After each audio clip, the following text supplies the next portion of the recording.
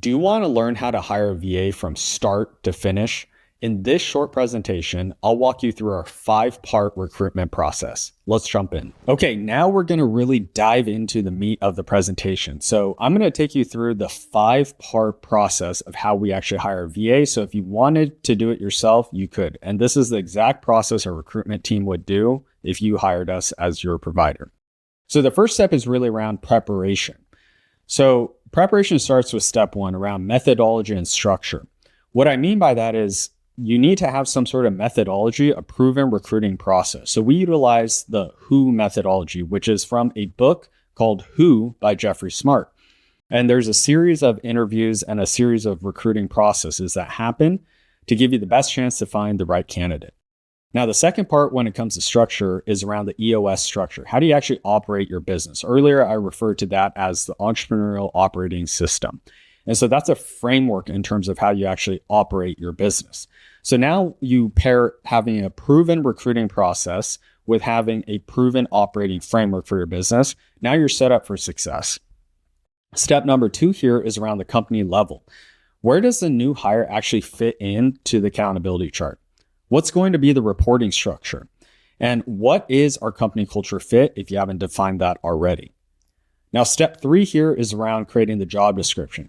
Now, of course, you need to have accurate and detailed descriptions of what the role entails, but one of the most important and simple ways to identify what this role is really about is to talk about the 5 core functions of the role.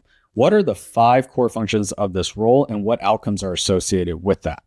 And the last part is in the job description, describe the company culture so that the candidate has an idea if this is the right environment for them. Now, part 2 here is about the sourcing and screening.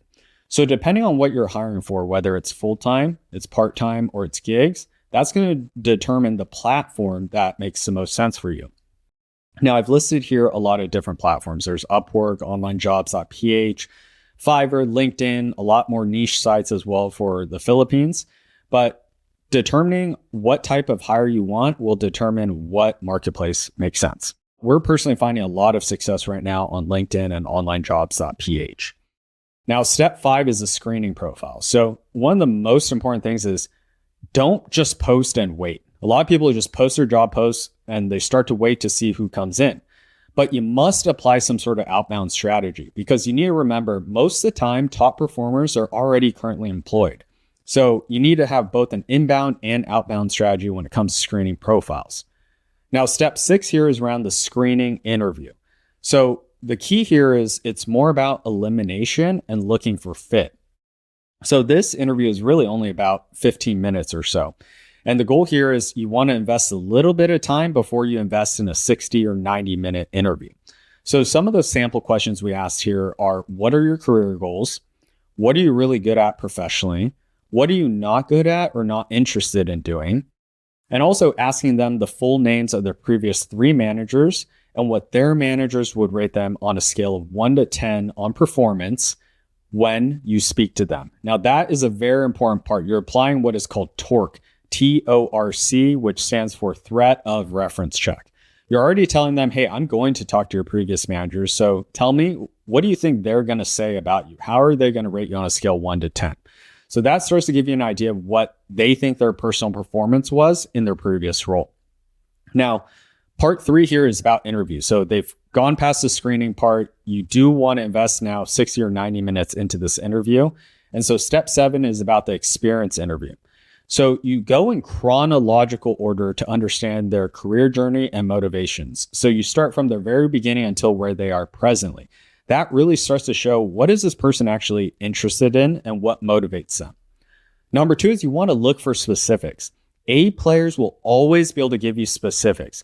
A big red flag is when you see someone's resume and it's a bunch of generalizations about what they did in their previous roles. We want to see specifics. We want to see metrics, numbers, specific initiatives they rolled out. And number 3 is understand what part they contributed in the success they mentioned. So one of the most important things is identifying how that person actually played a part in the big number they put. We've all seen somebody that says, hey, we helped grow the business by 500%. Well, I want to know, what initiative did you do? What part did you actually play in that? Now, step 8 here is around test projects and or technical assessment. So if it makes sense, such as it's a developer role, maybe you want to have them take some sort of coding assessment. If it's a bookkeeper role, maybe you want them to do a test project around setting up a chart of accounts or how to work around the P&L or statement of cash flows or balance sheet. Or if it's a designer, maybe it's more around a portfolio or a test project around creating a few different designs to make sure that there's a match. So when appropriate, implement some sort of test project or technical assessment.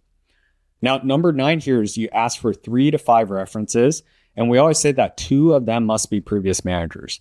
And we don't put a lot of weight here because we know everyone's going to refer somebody that's going to say great things about them, right? But we use this as more of an elimination tool and to understand where they left off in their last roles. Now, part 4 is very important and don't overthink it. It's the decision part. So step 10 is make a decision. Remember that it is reversible, right? Hire slow, fire fast. We've all heard that saying and you should apply that. At the same time, don't settle. If you're already not feeling great about that role, don't continue with it. It's probably not going to get better. A tip that we give to some people if they want to speed up the process of finding the right person is there might be an opportunity to hire 2 to 3 people for the same role for either a 30 or 60-day trial period and keep the top performer. Of course, be transparent if that's what you plan to do, and also be aware that that's going to increase your budget, right? If you're hiring multiple people for the same time period, but it increases the speed of you figuring out who is the right candidate for you. Now, part 5 here is the offer and the onboarding. So with the offer, you want to send a formal letter or email with the terms outlined. Know that almost everything is negotiable. Most people will put a higher asking rate than what they're happy with. So just know whatever you see on their profile, that asking rate is probably at the top of what they would be happy with. And there's probably some room for negotiation there. However, you also don't want to go too low because what you'll end up being is a placeholder job. If a person truly wants to make a certain amount and you're less than that, they're always still in their mind going to be thinking about how do I get that job that actually pays me what I want. Now, the next step, which is super important, often overlooked, is while sourcing, you need to put together some sort of 30, 60, 90-day onboarding plan for your new hire. Because if you bring somebody on and the transition is not good, it's going to be very hard for that person to be successful. Oftentimes you could bring the right person, you have the wrong onboarding, and it doesn't work out. Number 2 is during that 30, 60, 90-day onboarding plan, you want to identify the key milestones and outcomes. Because what are you really doing here? You're spending the first 90 days to understand, okay, I've done everything to vet to make sure this is the right person, but now I actually need to see this person in action. So what key milestones and outcomes would demonstrate to you that this person should remain in your company after those 90 days? And number 3 is A players, they want to do well, but they need to understand how they can do well.